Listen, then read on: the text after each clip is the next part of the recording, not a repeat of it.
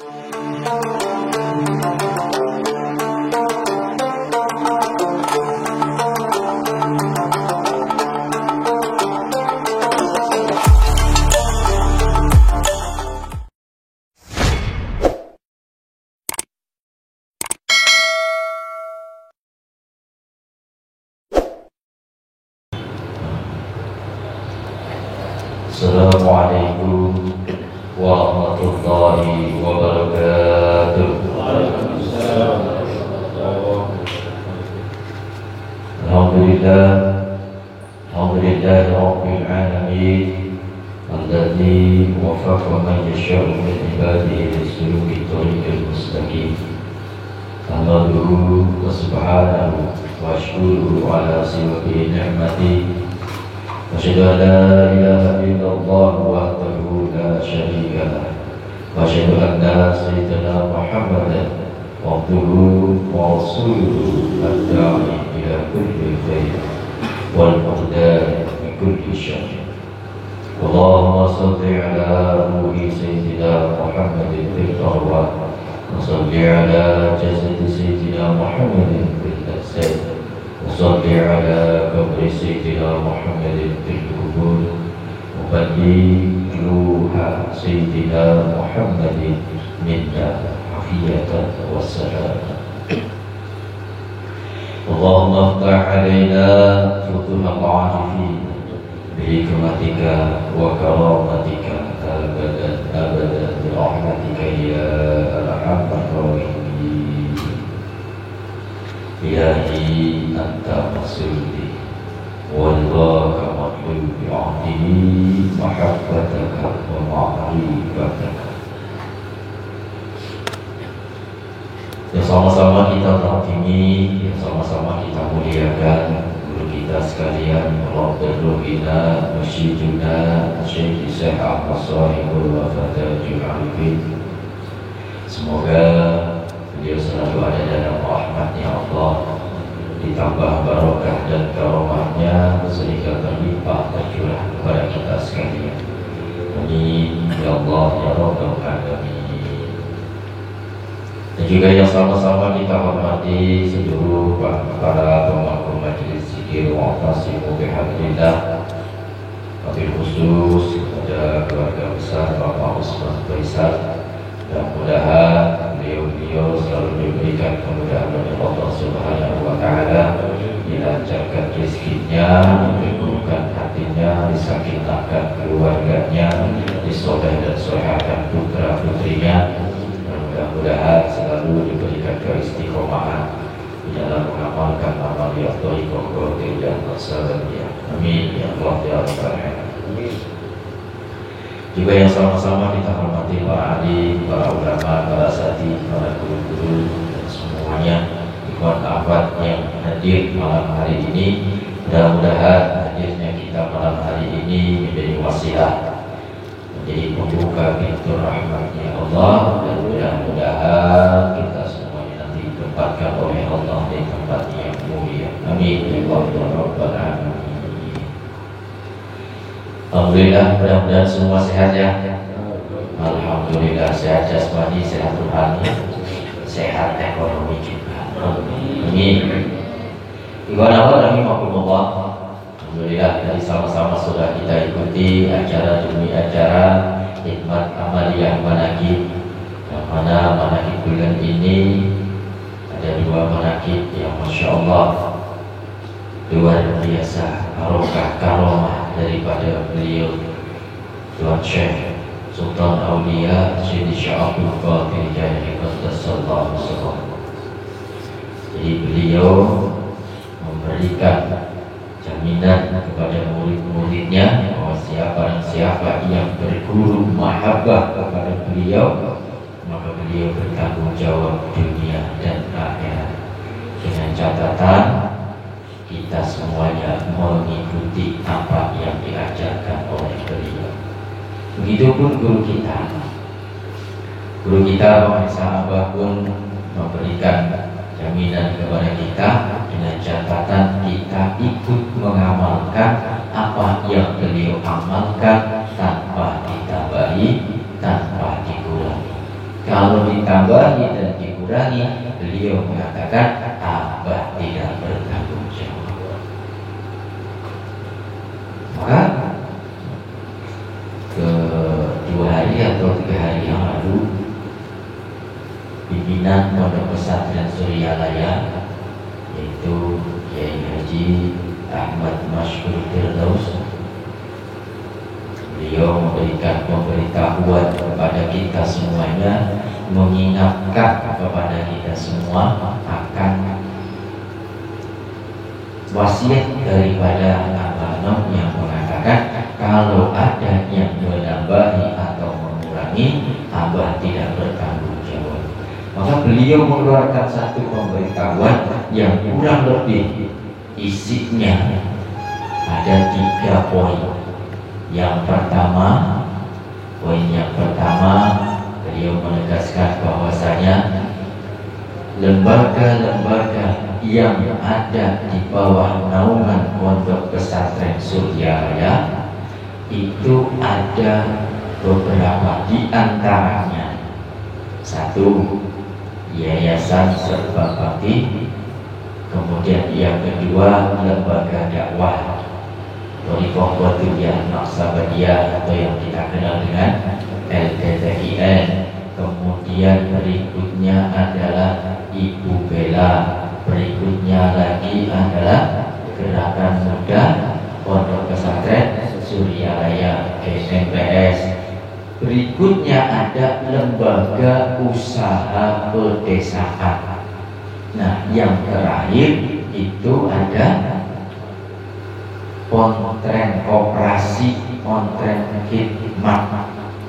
Di Suryalaya ada koperasi, ada lembaga usaha desa. Ini yang bersifat untuk dohiriyah, duniawiyah atau mencari penghidupan. Beliau menegaskan lembaga-lembaga yang ada di bawah naungan Suryalaya yang tadi Yayasan Serba Bakti, LTTIN, KMPS, Ibu Bella, LUP dan Koperasi Pontren. Selain itu bukan dari Suryalaya. Tegas beliau mengatakan, selain itu bukan dari Suryalaya. Apakah salah? Tidak, tapi bukan dari Suryalaya. Jadi sudah jelas. Jadi tidak usah ragu-ragu, tidak usah bingung, ikuti saja.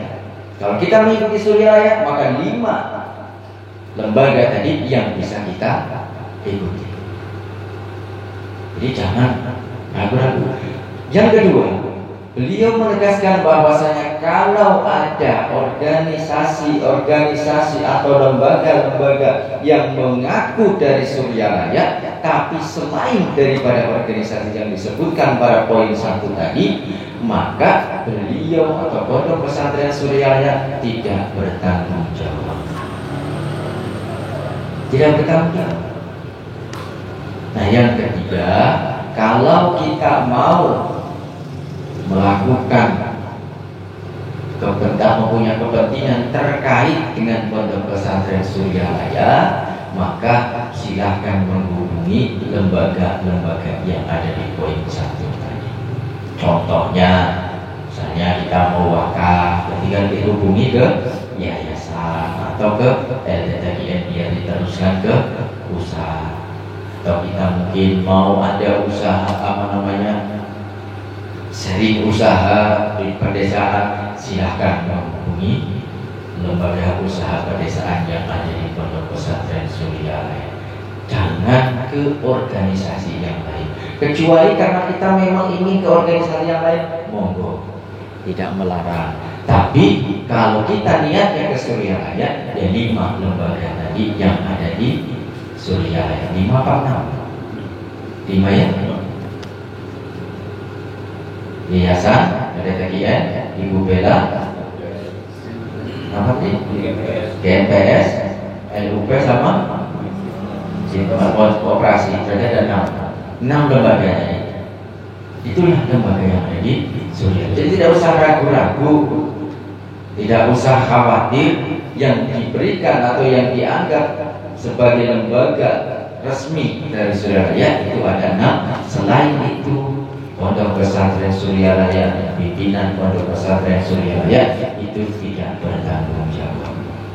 Nah, kalau kita mau yakin kita ikut ke Suryaraya, ya sudah ikuti. Jangan ditambahi, jangan dikurangi, tapi tambahi keyakinan kita, kurangi keraguan-keraguan kita.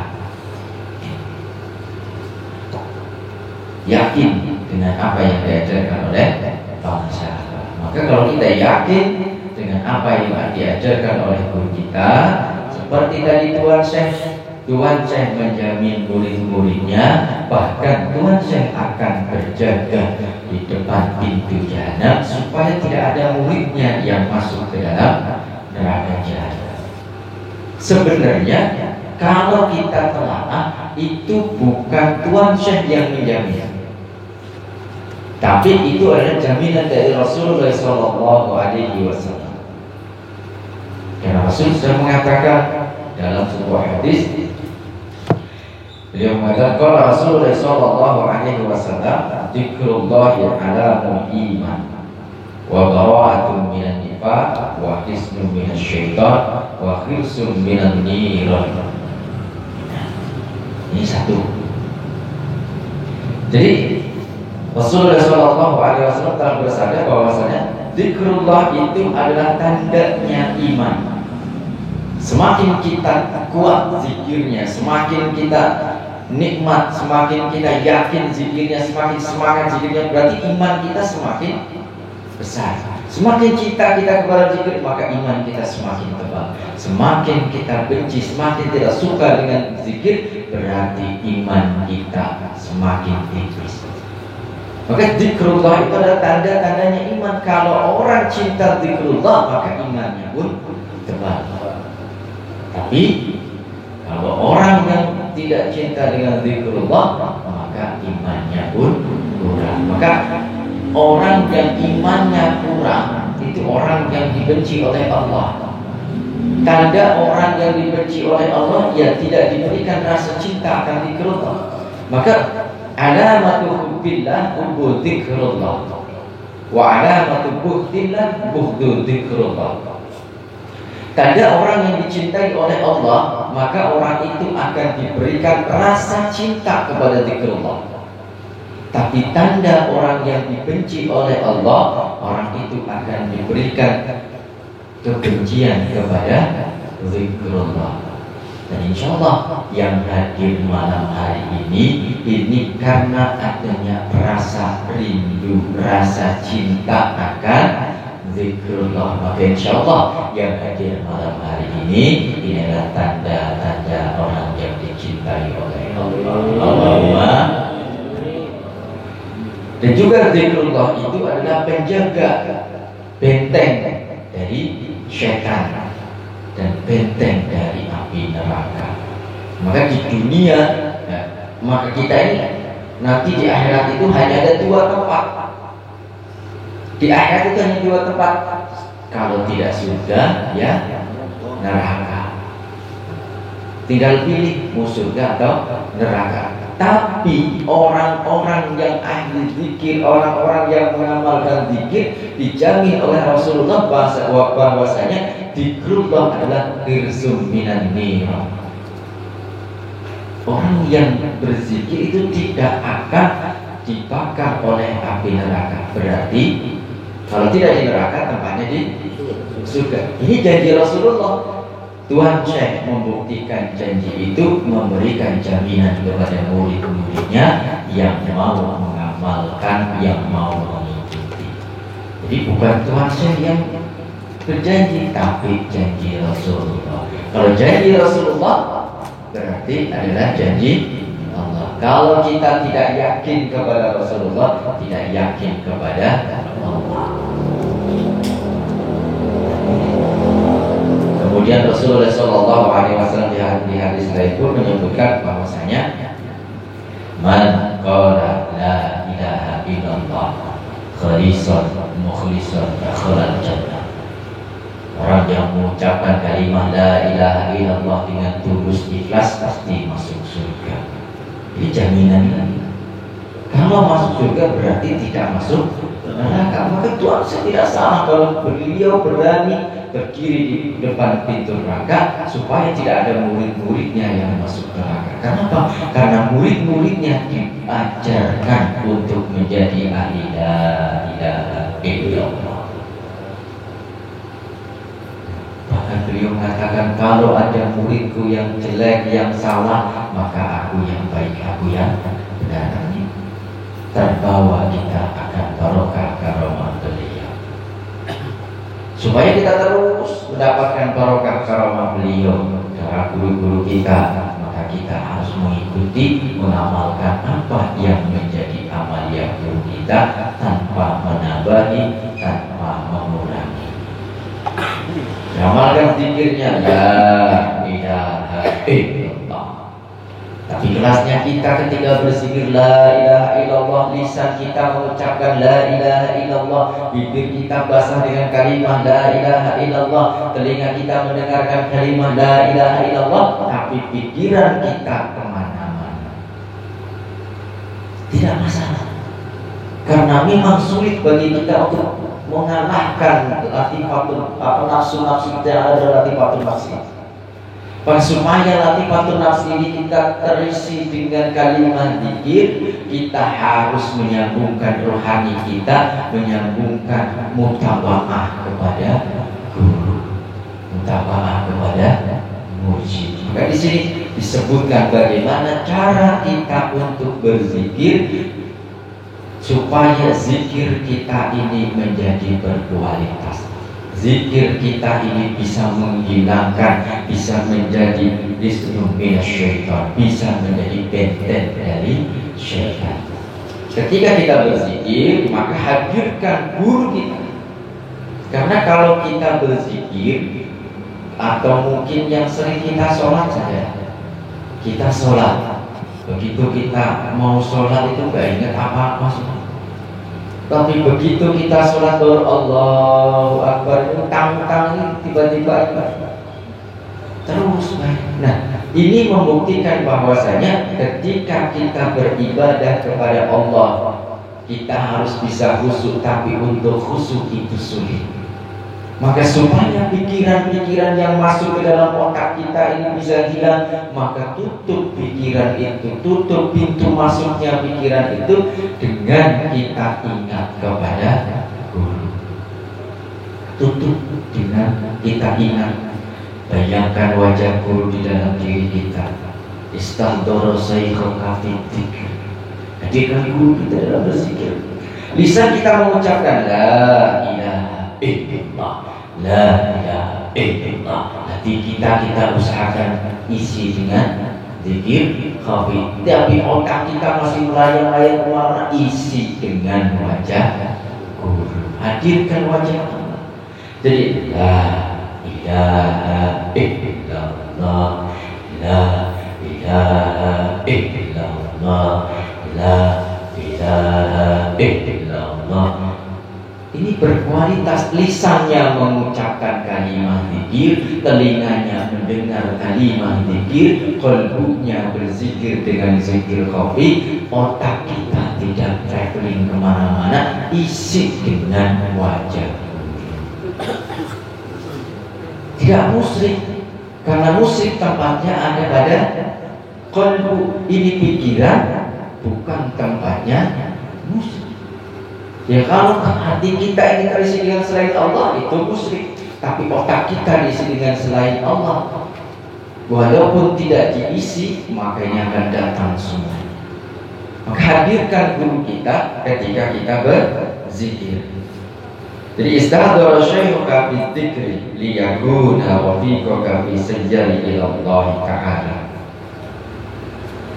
Wahada min ahabil adab, dan ini adalah seutama-utamanya adab kita berzikir. Jadi kalau kita bisa melakukan yang seperti tadi, berzikir dengan menutup latifatun nafs kita dengan wajah guru, kemudian qalbu kita terisi dengan zikir khafi, lisan kita mengucapkan zikir dengan tartil, telinga kita pun ikut mendengarkan zikir, maka inilah seutama-utamanya adab kita berzikir. Khusyuk namanya. Zikirnya berkualitas.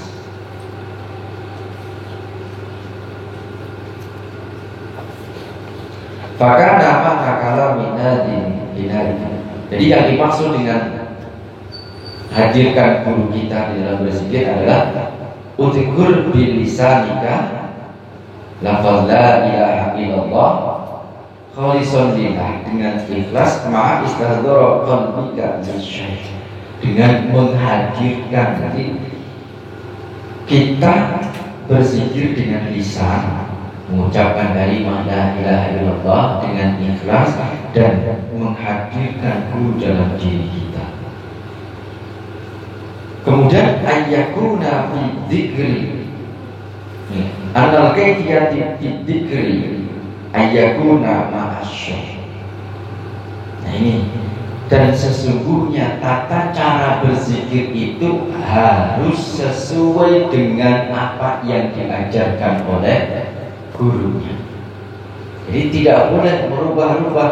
Guru mengajarkan kita ketika kita ditalkin zikir mengucapkan kalimat la ilaha illallah, ditarik sampai ke atas, sampai ke bulu titik latifahnya harus tepat, kalimatnya harus tertib, tidak boleh terlalu terburu-buru, tidak boleh menambahi huruf-hurufnya.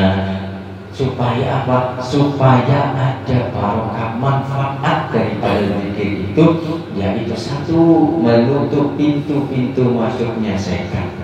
Yang kedua, membuka hijab-hijab yang ada di dalam diri kita. Yang ketiga, memunculkan nur yang ada di dalam diri kita. Kalau kita berzikirnya tidak sesuai dengan tuntunan guru, dikhawatirkan ada efek sampingnya. Jika kita berzikir pun bukan untuk mengejar kenikmatan, tapi untuk menghilangkan, membuka hijab kotoran yang ada di dalam diri kita. Maka jangan terlena ketika kita berzikir, rasanya enak, didengar enak, tapi itu tidak benar. Contohnya sering terjadi, orang berzikir la ilaha illallah, asik kelihatannya, tapi ditambahkan hamzah di dalam huruf la, tapi panjangkan saja la ilaha illallah atau la ilaha illallah, la ilaha illallah. Terlihat enak, didengar sendiri, tapi orang lain yang mendengarkan. Ini akan merusak kekhusyukan kita ketika berzikir, dan lafaz zikir yang kita ucapkan itu tidak bermanfaat banyak. Kenapa? Lafaznya tidak pas. Kalau kita masih belajar, orang belajar Al-Quran, panjang pendeknya tidak pas, makhraj hurufnya belum pas, tapi dia masih belajar, masih dimaklumi. Tapi kalau sudah bisa, sudah lulus, kok panjang pendeknya, mana tanda bacanya tidak berhenti, harusnya berhenti tidak berhenti, kok tidak dilakukan, maka akan menjadi dosa. Maka kalau kita sudah berzikir tapi zikirnya malah semakin kacau, lafaznya tidak tertib, ini hati-hati. Maka bangsa akan memberikan maklumat. Yang kurang lebih di dalam maklumat itu ada 8 poin. Di antaranya, 1, ketika berjamaah, imam jangan terlalu lama. Yang kedua, ketika berjamaah, jamaahnya jangan mendahului imam. Imamnya baru lah, ini sudah ilah. Imamnya sudah illallah, ini lah. Enggak kompak. Kemudian para sahabat juga memberikan maklumat, di dalam berzikir jangan terlalu terburu-buru, jangan terlalu cepat. Cukup diucapkan dengan tartil, dan panjang pendek harokatnya itu bisa terlihat. Kalau kita mengucapkan kalimat jadi panjang kalimat la-nya ada, tapi tartil terus sampai. Kemudian jangan karena kita sudah zikir asyik, kita sudah zikir barangnya sudah nikmat, kemudian cuma nah, itu pun jangan. Tapi tetap la ilaha illallah, la ilaha illallah, la ilaha illallah. Supaya apa? Supaya telinga kita ikut berzikir, orang yang mendengarkan zikir kita pun ikut berzikir. Kalau semuanya berzikir, jismani kita berzikir, rohani kita berzikir, maka kita akan mencapai apa yang dinamakan Sultanul Azkar. Sudah mencapai Sultanul Azkar kemarin? Satu kali kalimat zikir sepadan dengan 73 triliun kali kita berzikir. Masya Allah, pahalanya luar biasa. Jismani berzikir, semuanya ikut berzikir. Badan kita, setubuh kita, semuanya ikut berzikir. Dengan zikir yang paling utama, yaitu kalimat la ilaha illallah. Nah, kalimat la ilaha illallah ini adalah kalimat yang paling utama. Kalimat la ilaha illallah ini adalah tanda bagi orang yang dicintai oleh Allah dan tanda-tanda orang yang beriman. Dan juga kalimat la ilaha illallah ini adalah kuncinya surga. Dan Allah Subhanahu wa taala mengatakan, Allah Subhanahu wa taala berfirman, "Afdhalul dzikri la ilaha illallah, fa'lam annahu la ilaha illallah." La ilaha illallah, kalimat yang paling utama, kalimat yang tidak ada bandingnya. Bahkan seandainya 7 lapis langit dan 7 lapis bumi kita ditimbang dengan timbangannya, kalimat la ilaha illallah itu lebih utama kalimat la ilaha illallah. Bahkan dikisahkan dari Ibnu Abbas radhiyallahu anhu, Allah Subhanahu wa taala yaftahu abwaabal jannah, Allah membuka pintu surga, kemudian dipanggil surga, dan segala sesuatu yang ada di dalammu itu adalah kenikmatan. Liman anta, engkau ini untuk siapa? Engkau ini dicipta untuk siapa? Wahai surga. Apa kata surga? Nahnu di ahli la ilaha illallah. Kata surga, aku untuk ahlinya la ilaha illallah. Jadi adanya surga itu untuk ahli la ilaha illallah. Maka ahli la ilaha illallah itu dijamin tidak masuk neraka. Wala natluba ila ahli la ilaha illallah, dan tidak aku cari ke surga kecuali ahli la ilaha illallah. Jadi ahli la ilaha illallah itu dicari oleh surga. Tapi sebaliknya ahli orang yang menentang, orang yang tidak yakin, orang yang mengkufuri kalimat la ilaha illallah itu akan mencari neraka. Jadi kalau kita mengamalkan kalimat la ilaha illallah, mudah-mudahan dengan kita terus mengamalkan, suatu saat kita menjadi ahlinya la ilaha illallah. Kalau sekarang kita masih belajar, sedikit-sedikit kita mengucapkan kalimat la ilaha illallah. Pada sholat kita berzikir kalimat la ilaha illallah minimum 165. Lagi senang lagi, segala waktunya dan terasa nikmat, silahkan lebih banyak lebih baik. Tapi jangan dipatok saya setiap hari sholat harus 1000. Cukup 165, tapi kalau kita ada kesempatan lebih banyak lebih baik. Karena tuntunan para sahabat itu 165. Supaya apa? 165 itu ada jumlah yang disebut banyak tapi yang paling sedikit. Jadi minimum kriteria untuk bisa masuk ke dalam jumlah yang banyak. Karena perjalanan kita masih panjang, perjalanan kita masih jauh. Kalau kita memikul beban yang terlalu berat, dikhawatirkan kita tidak bisa istiqomah. Kalau kita istiqomah walaupun terus 165 itu lebih baik daripada 10.000 besok libur. Nah, 10.000 lagi 1 bulan libur. Kayak orang kan itu makan sebulan sekali, udah makan selesai, jadi sebulan sekali. Tapi kita manusia makannya harus setiap hari, walaupun satu porsi, seporsi. Makan pun sama. Kalau kita makannya terlalu banyak, ya tidak bisa. Hari ini makan, besok seminggu nggak makan. Tapi kita belajar berzikir, istiqomahkan di dalam berzikir, supaya zikir itu yang selalu menjadi perlindungan dari syaitan dan menjadi benteng daripada api neraka. Kita dilindungi, tidak masuk neraka dan dibentengi dari syaitan. Bahkan kalimat la ilaha illallah itu adalah senjata yang tajam, yang dahsyat, yang sudah terhunus untuk membunuh musuh-musuh kita, yaitu syaitan la'natullah. Dengan kalimat la ilaha illallah berarti kita membunuh syaitan-syaitan yang ada di dalam diri kita. Dengan catatan syarat dan tata cara berzikirnya harus sesuai dengan tuntunan guru. Gerakan titik latifahnya harus tepat, tidak usah terburu-buru, tapi Masya Allah, tadi kita berzikir isya sudah terasa kompak, tartil, terdengar, nikmat, dan nikmat. Padahal sudah 500 tapi serasa seperti baru 165. Ingin lanjut terus. Nah, tapi bukan terus-terusnya itu istiqomahnya.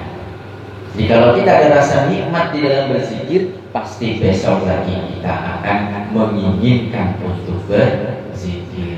Jangan sampai kita sekarang berzikir 10.000, selesai berzikir kakinya pada kaku, pada bengkak-bengkak, besok lagi saya istirahat dulu lah, jangan berzikir kakinya. Itu tidak. Lebih baik sedikit-sedikit tapi terus, lebih baik lagi banyak tapi terus. Jadi berzikir dengan istiqomah. Insyaallah mudah-mudahan Allah Subhanahu wa taala memberikan istiqomah kepada kita. Mudah-mudahan kita masuk ke dalam golongan orang-orang yang dijamin masuk ke dalam surga. Amin ya Allah ya Rabbal alamin. Barakah wal karam sehat suatu abada dengan Fatihah. Bismillahirrahmanirrahim. Ya Allah ya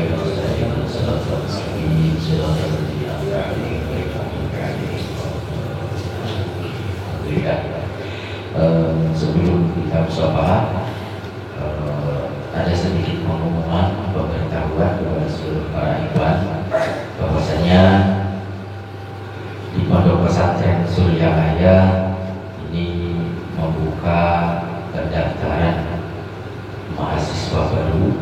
Nah, itu di Institut Latifah Mubarakiyah, itu perguruan tinggi yang didirikan oleh para sahabat sebagai sarana untuk meningkatkan keilmuan kita, sehingga amalia kita itu berdasarkan dengan dibuat ikhwan akhwat barangkali yang punya anak putra atau putri, atau mungkin ikhwan akhwat sendiri yang mau kuliah, itu dipersilakan. Di Suryalaya itu ada beberapa fakultas, diantaranya ada fakultas syariah, kemudian pendidikan agama Islam, dan ada fakultas dakwah.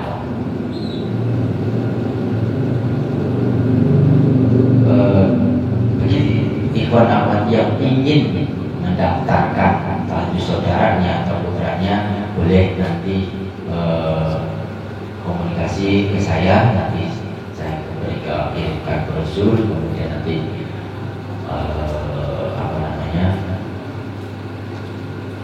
saya komunikasikan dengan pihak kampus, dan insya Allah untuk ikhwan akhwat semuanya ada beasiswa dari kampus untuk ikhwan akhwat semuanya yang ingin bersekolah khususnya di fakultas dakwah. Di kalau ada yang mau mengambil kuliah silahkan. Seandainya ada aktivitas mau ambil kelas online pun bisa. Jadi wajib kita menuntut ilmu tidak terbatas umur. Jadi kalau mau kuliah ada kemauan, ada keinginan, ada waktunya, silahkan. Mudah-mudahan menjadi keberkahan bagi kita semuanya, karena kita akan menuntut ilmu dari guru musyrik. Nah, jadi kalau dalam kitab Kifayatul Atqiyah tadi disebutkan orang yang salam kepada guru salam itu seperti pahalanya orang yang sholat sunat 1000 rakaat, dan orang yang memandang wajah gurunya itu seperti orang yang sedekah 1000 ekor kuda. Dan orang yang belajar ilmu dari guru musyiknya datang ke majelis atau tadi ke kampus untuk belajar, itu satu huruf yang dipelajari akan dicatat sebagai 100 kebaikan.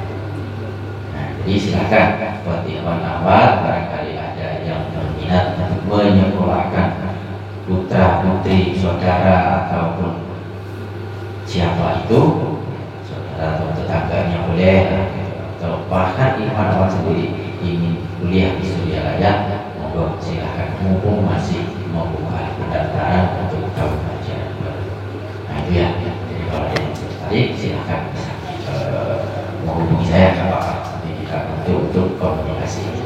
Terima kasih.